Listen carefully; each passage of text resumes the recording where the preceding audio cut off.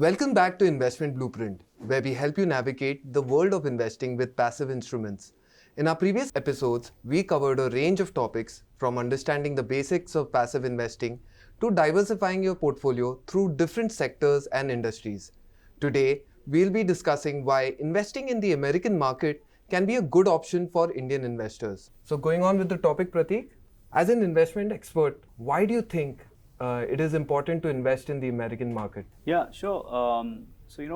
Indian investors today have very high bias towards investing in India. Yes. If you look at, say, 95-96% of investors, for them the market size of investing in equity is India. And I think if you look at the overall stats, India's market cap, India's size of the equity market is only 3% of the global stock market. Okay. So basically, you're missing out on 97% yes. of the wealth creation opportunities outside of India. Okay. And I think, yes, India has been an excellent market, but it's also important for us to look at from the reals of diversification, Yes. how investing in international markets such as America can be extremely good for your portfolio over the long run. Yeah. So I do believe that the opportunity is very big. I think if you look at the past returns, global markets have performed really well, especially American markets, Yes. the stock markets.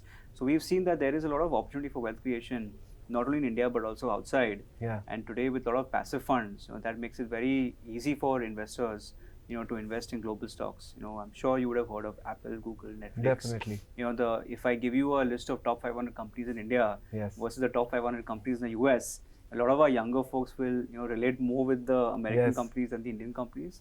So I think, if you can buy an Apple product or, wear Nike shoes, it makes Yes. sense for you to buy, I think stocks Yes. that are, of such quality. So I Yes. think mutual funds investing in the US can give you that opportunity. Definitely. So I think that's very important. And lastly, I also believe that yes, you're investing in equity, but you're also investing in an asset class in a portion of equity which is obviously high returns. Yes. But they also move in different ways or different directions than India. Okay. What we've seen in that especially the US and India, the returns are pretty much the same that you would get, but the sort of movement of markets are very different. Okay. So when Indian markets do well, US does not. When US markets does well, India does not.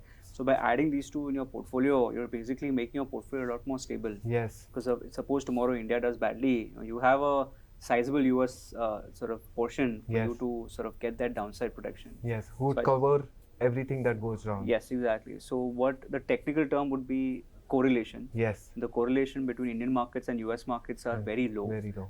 The correlation between an average equity fund is 90-95% plus. Yes. Where the correlation between Indian markets and the US markets, depending on what you invested in, is about 20 to 40%. Yes. So that really shows a lot of diversification that comes Definitely. into play when you adopt investing in the US markets. Okay. So one thing that you said is Indian capital market is close to about 3%, right? How much would American market be comparable to the 3% we have of India? Yeah, I think the US, I would say, would be about 40%. 40%. About between 30 and 40% is Okay. what the US markets would be. So essentially, by just adding an S&P 500 or a US fund, Makes you a lot are of sense. jumping from 3% to 40% plus of the Yes. US, of the entire global Of market all the cap, opportunities of that all are the available. opportunities. So I think it significantly sort of boosts your global presence. Yes. And also what it does is that India and US is very special because US tends to be the largest market, Yes. whereas India tends to be the fastest growing market. Yes. So by having a portfolio of the largest market as well as the fastest market, Yes. you're actually making your portfolio pretty good. And lastly, yes, US is US, Yes. but actually these companies are not really American companies; they're global companies. That's what I wanted to ask so I you think now. even though they are listed in the US, Yes. I think you're getting exposure towards global companies with global business models. Definitely. And in fact, a statistic says that about 55 to 60% Yes. of the sales of these American companies come from outside the US. Okay. So just through the US route, you're actually buying global businesses. Yeah, like emerging markets that America is invested Yes, in one yeah, form yeah. or the other. Or they have businesses, right? So, Yeah. for example, Amazon might have a huge business coming from India, Definitely. even though even Apple or Google. So I think you're buying global businesses, and I think which shows that you're not only buying the US but you're buying the world. Google and Facebook's invested in Geo, and a sizable amount of investments are coming back to India. We've seen a lot of examples like that. Following on to the question, like we have Nifty and Sensex here, What are the indexes or indices that we have to look at when we're looking at the American market? Yeah, so I think when it comes to the US markets, in India, when you're looking at investing, in Yes. India you have a lot of options because I think your ability to understand is much higher. Yes. But in the US, because it's such a complicated market and because you don't know much, Yeah. a lot of investors tend to default towards just buying a passive fund like Okay. S&P 500 or Nasdaq. Yes. I think the most popular one is the S&P 500. Okay. That is. Is that the one Warren Buffett talks about all Yeah, the yeah, time? the one that Warren Buffett talks about. It's I think two or three. I think two of the four largest funds in the world, Yeah. or three of the five largest funds in the world, are S&P 500 index funds. Okay. So I think it's the most popular fund in the world. Definitely. Most overbought fund. I think its track record is almost 100 years. Oh, damn. And the first S&P 500 fund was listed in the 1970s. Okay. So it's been around for almost 5 decades. Yes. And it's still one of the hardest funds to beat for, I think, active managers in the US. Okay. So I think that's one of the most popular funds. It's very simple, top 500 companies in the US. Very similar to Nifty 500. Very similar to Nifty 500. Okay. The other funds that are also very popular is something called a Nasdaq 100. Yes. So that's the second most popular fund in the US, which Okay. basically is a lot more growth-oriented fund. Okay. So it has a higher allocation towards sectors like technology, consumer, Okay. healthcare, which are ideally a little bit more growth-centric. Makes sense. And it does not have your utilities, financial So, services. do you mean that unlike Nifty and Sensex, we have Nasdaq and S&P 500, which have different companies within them? They do not replicate entirely? No, so there are different indexes. So Okay. they are complete. So you have Sensex and you have Nifty, so Sensex is top 30, Nifty is top 50. Yes. S&P 500 is top 500. But Yes. Nasdaq is slightly different because it only talks about the top 100 companies listed on the Nasdaq exchange, Okay. which is a different exchange altogether. Okay. And this exchange is very famous for its growth-oriented stocks. Okay. Like a lot of technology stocks, a lot of consumer stocks, a lot of healthcare stocks. So I Okay. think a lot of fast-growing companies tend to list on the Nasdaq. Okay. That's why this is also a very popular fund. Makes sense. With a lot of investors. Yes. So I think this is, and I think investors who are slightly more risk-taking, who Yeah. want to get exposure towards highly sort of not risk-taking, but highly growth-oriented passive fund. Yeah. Then Nasdaq can be a good And option. technology is a really big game in America in general. You look at Yeah. all the top companies out there are in America. It makes sense to have one index Yeah. focusing. So the S&P 500 also will have a lot of technology names. Yes. I think the Nasdaq will have a higher component Okay. of technology, not names, but at least the exposure that you have in technology. Okay. But I would say that investors who are looking at these two, I think can select basis on what they prefer. I Makes think the most popular one is the S&P 500 because you're not worried about anything going bad. So, Yes. for example, last year, technology stocks got a huge beating, Yeah. and your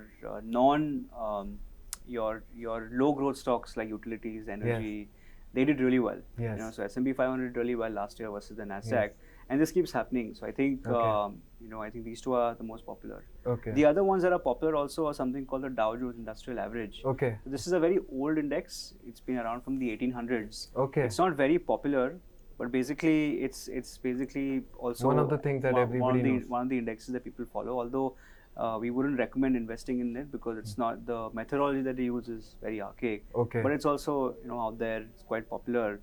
You also have the Russell 2000 index, which Russell is basically all the small cap companies. Okay. Do they have 2,000 companies by any chance? Yes, there's 2000 companies in Okay. index. In the US, 2000, 3000 is not a big number. Yes. So I think 2000 is also very popular, Russell 2000.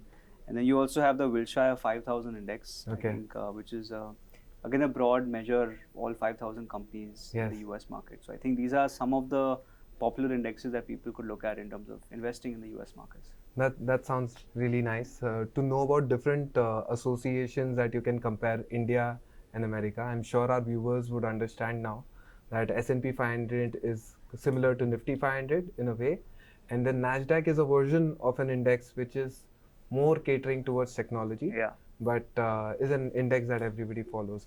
Now, I just wanted to talk about how they have fared, in the past, as in, are they comparable to, Nifty 500 and any index that we have in India? Yeah.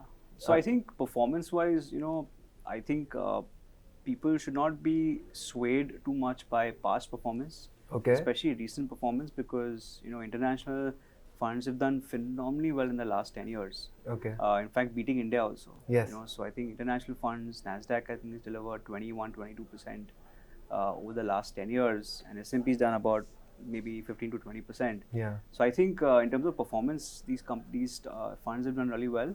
But if you look at the really long term, if you look at last 20 years, Yeah. then you would see that India and US are very similar. Okay. So the sort of returns that you could expect going forward, I would say, are pretty much similar to what you should expect from Even India. though their size is so big, we're talking about an economy which is 40% of. Yeah, I think.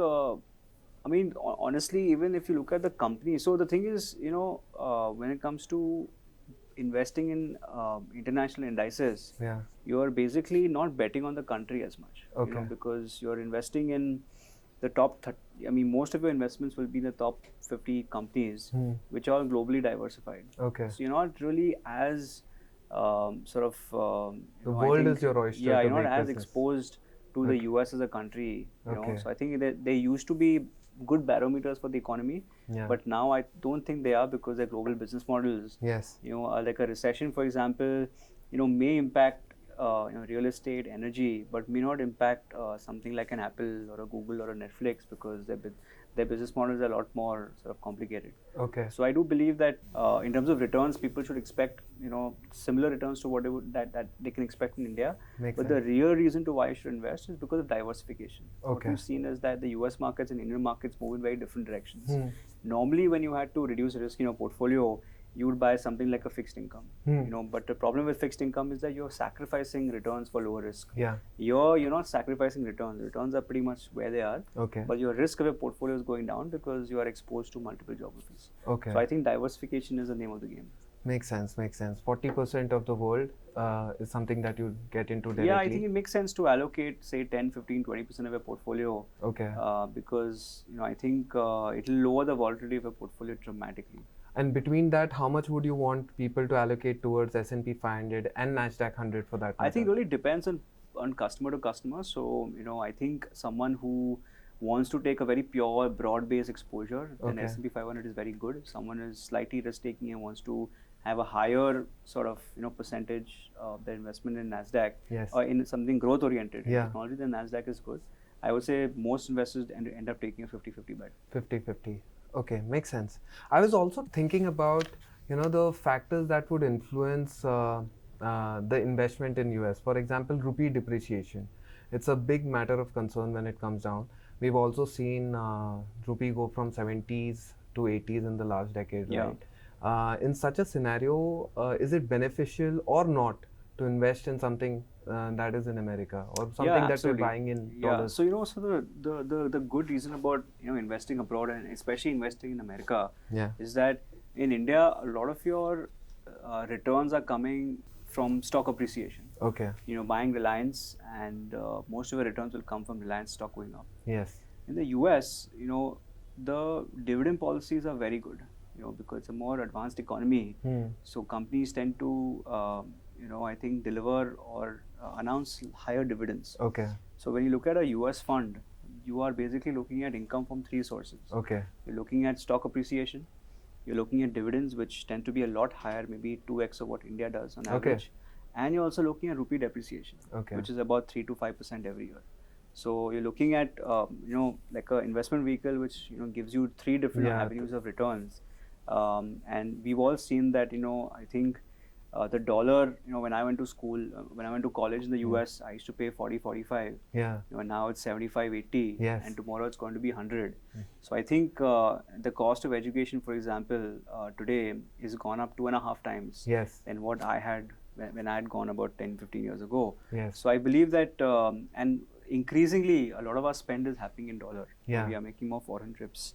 We're buying, sort of Samsung and Apple phones and all of that. So I do believe that our expenditure is in dollar terms. So it's also important for some of our investment to also be in dollar terms. Makes sense. So when you're buying an international fund, you're basically buying a pure dollar fund. Yes. So if the dollar goes up to 100, you make money. Yeah. If the companies do well, you make money. And if you get dividends, that also comes back to you in dollars. Yes. So I think the rupee depreciation is something where you can get protection through investing internationally. Yeah, I was thinking about something like, if some parents have to send their children to America right now, maybe they can create a fund very specifically Exactly, yeah. So a made lot up of our of, clients, yeah, so a lot of people who are looking to send their kids abroad, yeah, are looking at investing in international funds because then they know that the returns are happening in dollar, yes, and they yes, can sort of save the money in dollar terms, yes. which makes it easier for them to plan their Makes goals. sense, makes sense. So I think we've covered all aspects of it, knowing American markets and then associating it back with the Indian market and also understanding the advantages of being in one. So thank you very much, Pratik. I think this was another power pack conversation, and I would request everyone to perhaps go to the previous episodes if you've not seen it. We've covered a host of products, investing methods, and topics that will allow you to understand how we came to America eventually. But please share this video. And I would also recommend that is there a task of the day that we can push? Yes. Yeah, so the task of the day is to observe the performance of the Nasdaq and S&P 500 versus Indian indices Okay. versus a Nifty or a Sensex, Yes. and a bet in the US markets or Indian markets, and why. I think that's very important. Yeah, I think what is your reason to invest? If you don't have children who will be studying abroad, then maybe for your next iPhone. So thank you very much, and I hope you like and subscribe our channel and look forward for more exciting videos like these only on Motilal Oswal YouTube channel. Thank you very much. Look forward to seeing you in the next episode.